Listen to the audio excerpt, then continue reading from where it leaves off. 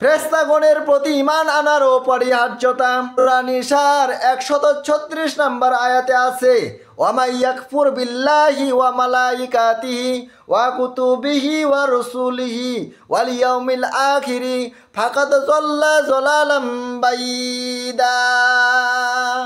আল্লাহ এই আয়াতের মধ্যে 5 ধরনের লোকের কথা আলোচনা করেছেন যারা সীমাহীন পথভ্রষ্টতায় পতিত হবে। 1 নাম্বার ব্যক্তি, ওই ব্যক্তি সীমাহীন পথভ্রষ্টতায় পতিত হবে যে ব্যক্তি আল্লাহ রাব্বুল আলামিনকে অস্বীকার করবে। 2 নাম্বার, ওই ব্যক্তি সীমাহীন পথভ্রষ্টতায় পতিত হবে যে ব্যক্তি ফেরেশতাদেরকে অস্বীকার করবে। 3 নাম্বার, ওই ব্যক্তিরা সীমাহীন পথভ্রষ্টতায় পতিত হবে যারা কিতাব সমূহকে অস্বীকার করবে, আল্লাহর কিতাবকে অস্বীকার করবে। 4 নাম্বার, ওই ব্যক্তিরা সীমাহীন পথভ্রষ্টতায় পতিত হবে যারা আল্লাহর রাসূলগণকে অস্বীকার করবে।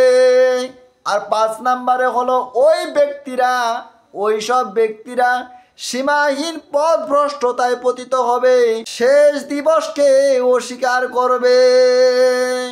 আমাদের ফেরেশতাদের প্রতি বিশ্বাস রাখতে হবে, অস্বীকার করা যাবে না।